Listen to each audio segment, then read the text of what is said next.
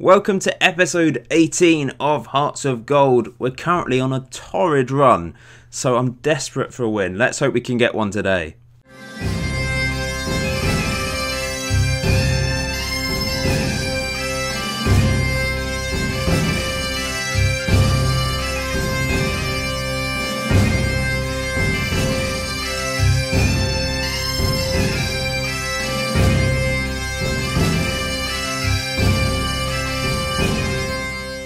So then, today's episode we're going to be taking on Aberdeen in the league, and once again we're going to be playing Rangers, but this time in the Betfred Cup. As I said, we're just in such bad shape. We've had so many injury problems already this season.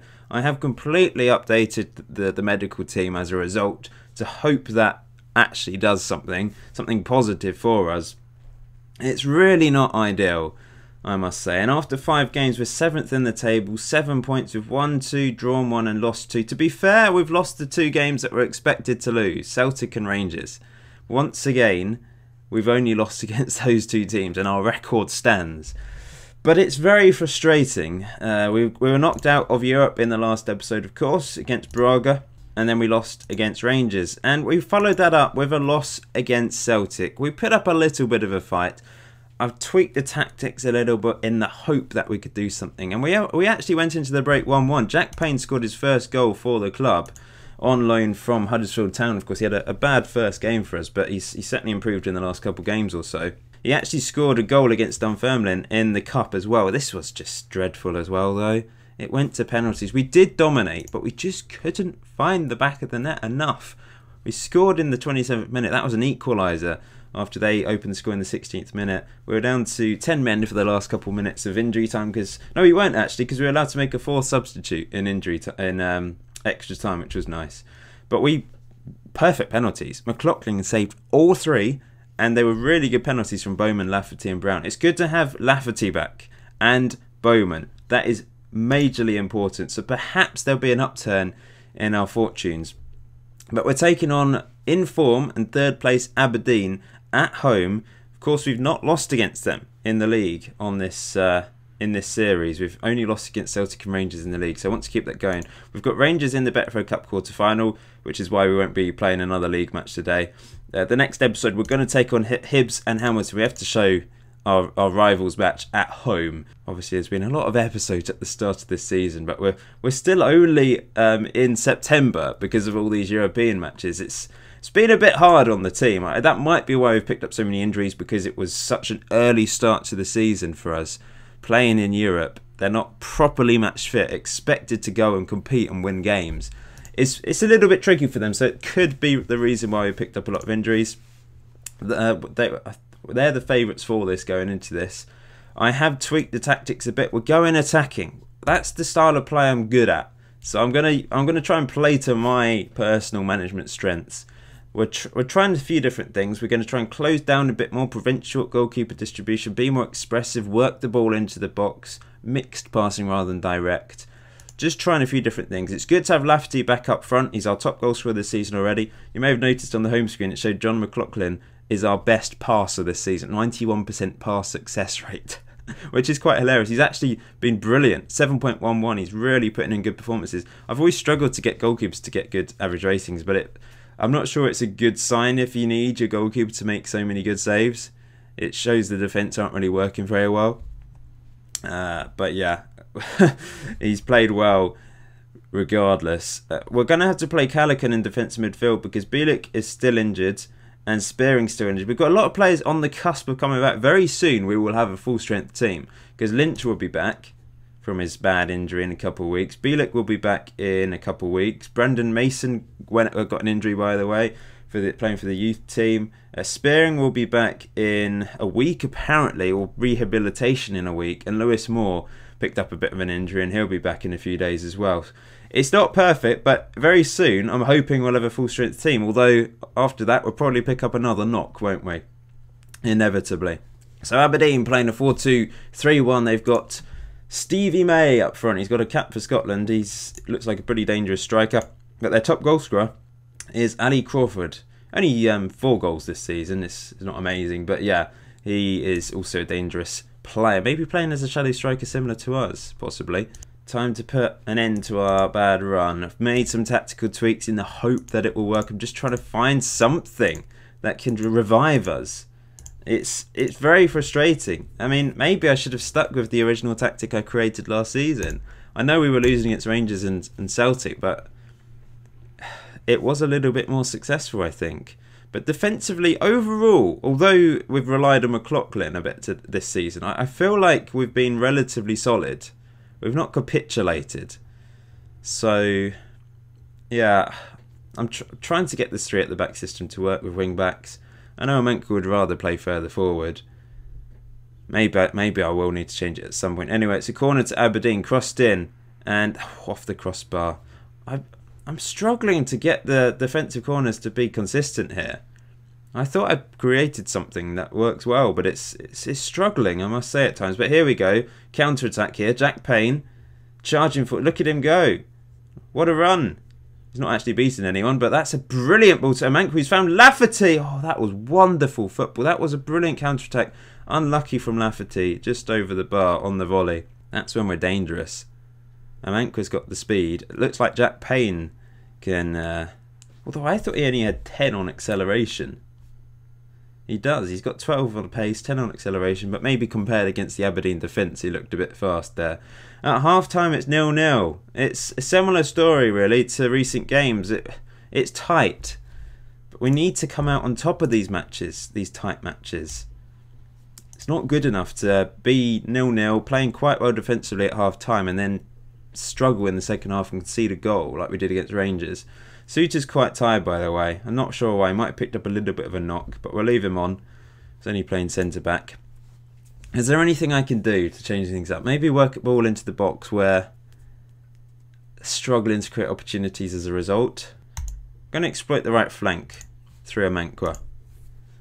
Get him on the ball. Get his pace up and down. Dribbling ability.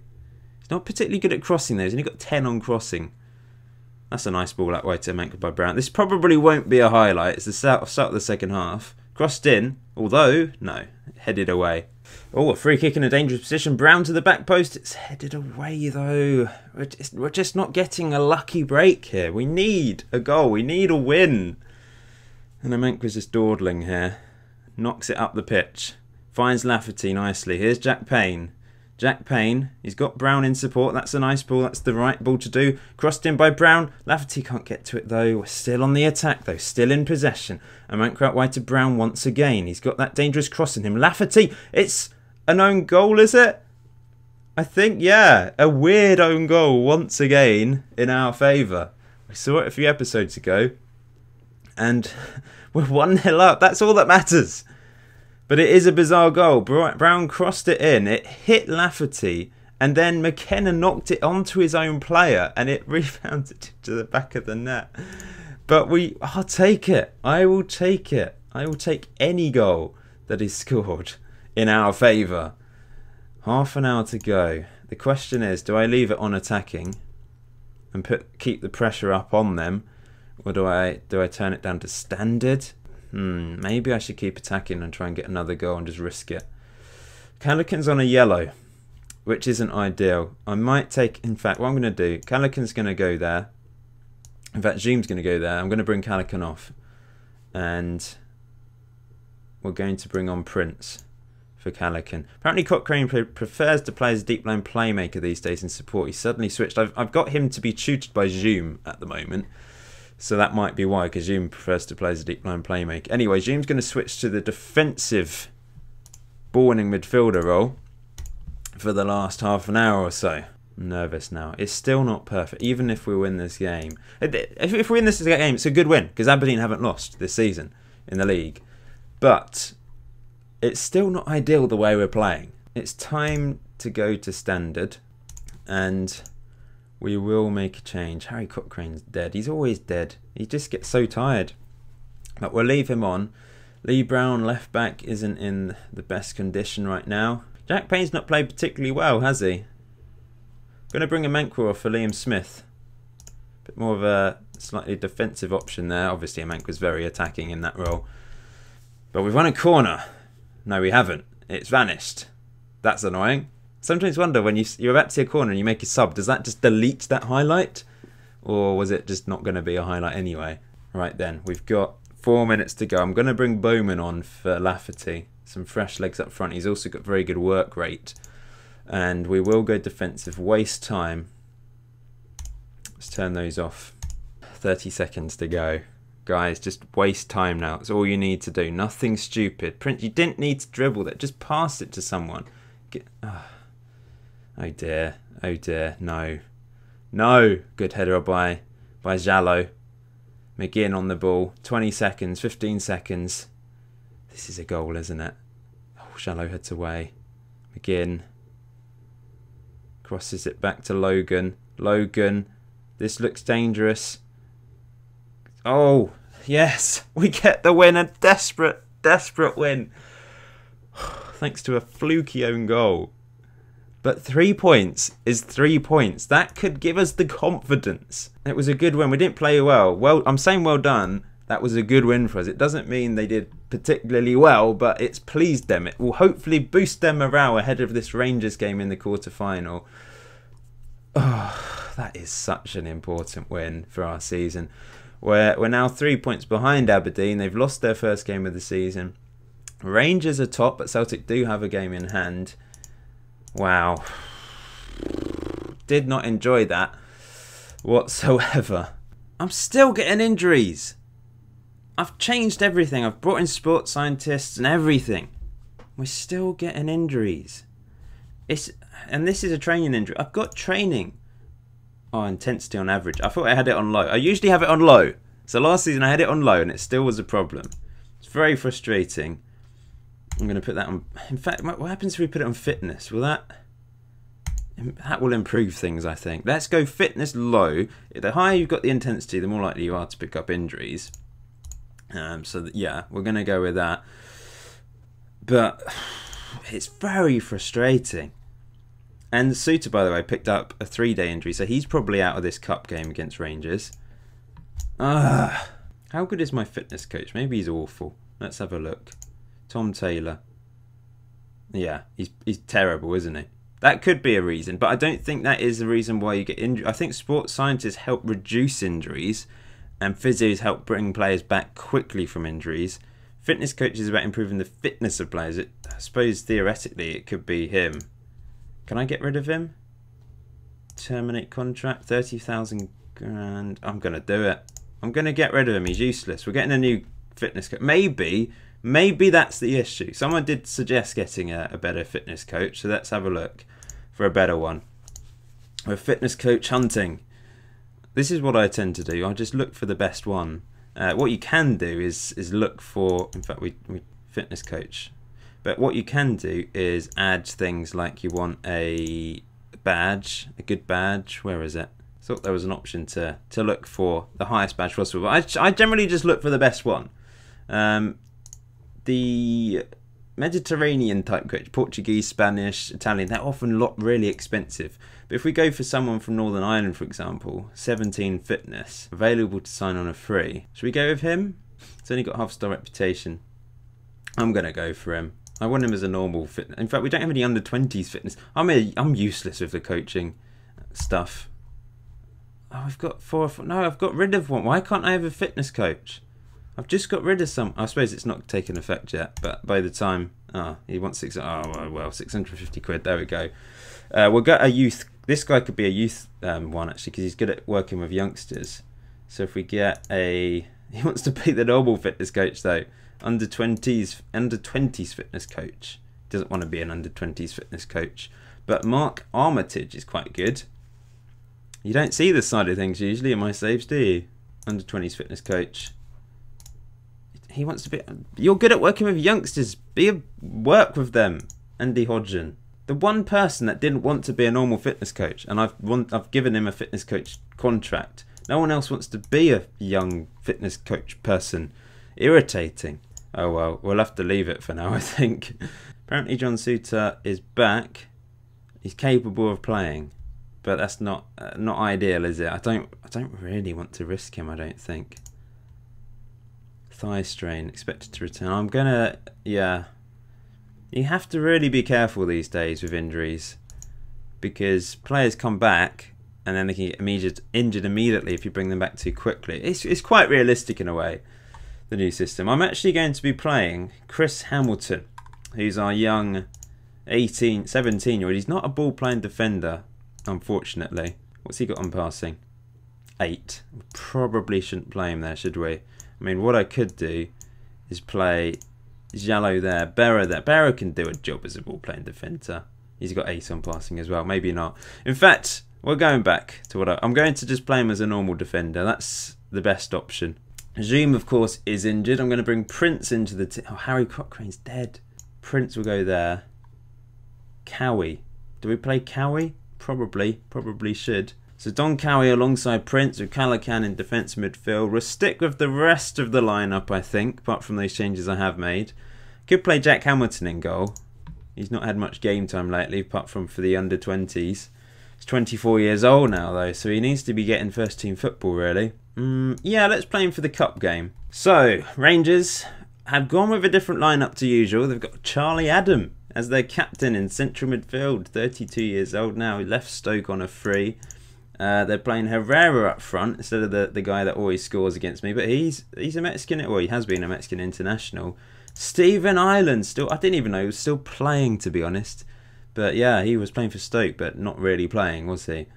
For many years. I remember the days when he was actually a good player at Man City before, well, sort of on the cusp of when they got money. Then he moved to Aston Villa. Didn't really work out for him after that, did it? He scored 4 goals in 6 games for Ireland. It's one of those guys where you just think Stephen Ireland, he has to play for Ireland. His last name's Ireland, for goodness sake. Anyway, I think we have a chance here because they're playing a slightly weaker team. We owe Rangers after what happened last time. They beat us, but only just. It was only 1-0. Overall, I'm quite happy with the defensive ability of this tactic, I must say. Like I said in the last match, we haven't capitulated. I think going forwards that we're struggling with this season, which is the opposite way around. Last year, remember, Naismith and Lafferty scored 23 goals each. 46 goals between my front two, and both of them are injured for pretty much half the season. So it's very impressive. This year, we're struggling going forwards. And it could be because Amankwa's playing deeper, maybe. We don't really have a huge amount of support up there. It is, overall, a more defensive tactic, I guess. I guess I could always get the wing-backs to attack. Set them to attack when we want to get a goal. But anyway, Cowie with a free kick here on the edge of the box. Back to Jallo! Oh, why was the centre-back on the edge of the box going for that, though? I probably need to work on my... I've not really touched free kicks. I like doing the corners, but free kicks, there's so many different combinations now, because there's like close free kicks, deep free kicks, and all these options, and it's just a bit too much, really. Amankwa does really well to win that header, but Rangers still on the ball here, building from the back. There's hardly been any shots in this game. But is this going to be an opportunity? Tavernier to the back post. Ooh, off the post. We need to close down James Tavernier because he always causes problems for us. We'll close down their fullbacks. They seem to like to get forwards. This is a similar game to the previous Rangers match, actually. Very tight. So overall, I feel like this tactic is more effective against Rangers and Celtic. We just haven't quite managed to get the result yet.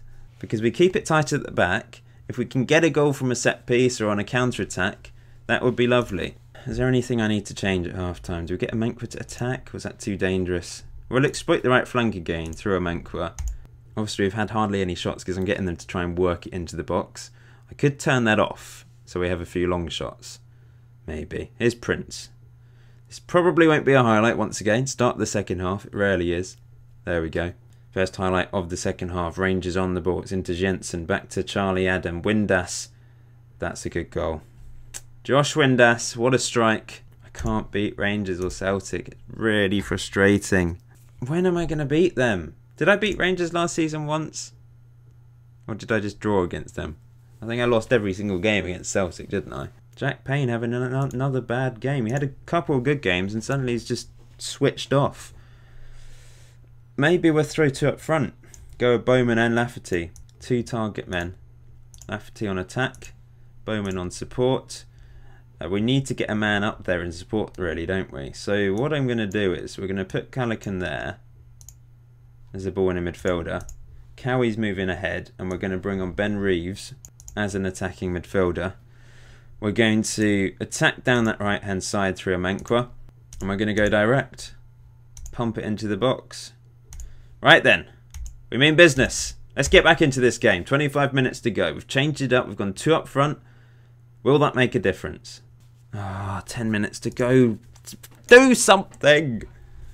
This tactic is just so boring. I like attacking play. Why did I create this? It's just boring. Nothing happens. At least something happened with the other tactic. We may have conceded a few goals here and there, but at least we scored goals and it was exciting. But in my plight to try and defeat Rangers and Celtic, I've created a boring tactic that just makes every game boring. Maybe I just need to use this against the stronger teams and use my old tactic against weaker teams. That's an option, isn't it? But overload it is. Please. Give us an opportunity. Give us one opportunity. Lafferty scored so many goals last season. Bowman was second top goal scorer in the league last year. But we're going out the Betfred Cup to another defeat against Rangers. Another 1-0 defeat. A boring 1-0 defeat where we do nothing. Literally nothing. They just stifled us. We stifled them, and it was a long shot that won them the game. Like, 2-0. Okay, they've got a second goal here, right at the death.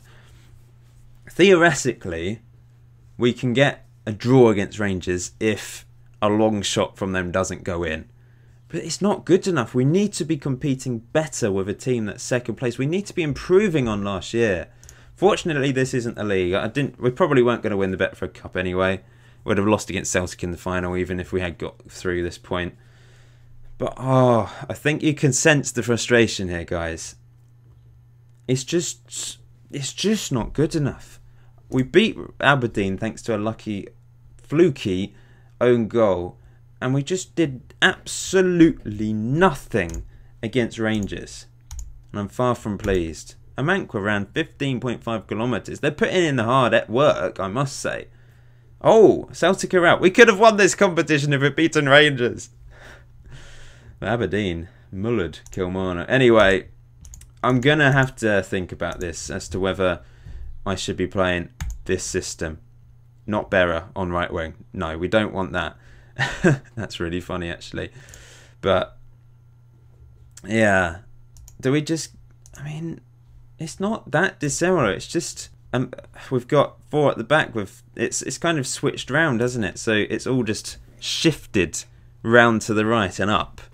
That's the only difference. But it got us goals. And maybe I need to use that. To be fair, it wasn't that effective against Hibs either because we drew 3 games. So maybe... Oh, I don't know. I don't know how to get this. I don't know how to work this. Do I need to push a man forward, move Callaghan there and not have a defensive midfielder? But then I just feel like you're exposed at the back. Or do I get rid of the wing backs? Do we